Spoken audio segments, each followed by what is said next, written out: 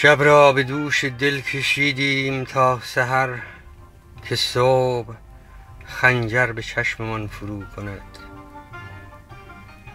روز را با جان خسته بردیم تا قله غروب، شب آسمان بی ستاره من تا روبرو کند.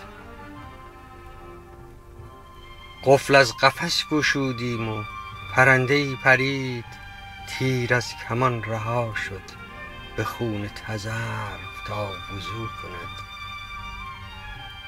دستی به پیکر تذرو کشیدیم و خونش به انگشتمان نشست، بادش ببرد که سرو خونین جگر نگاه او کند.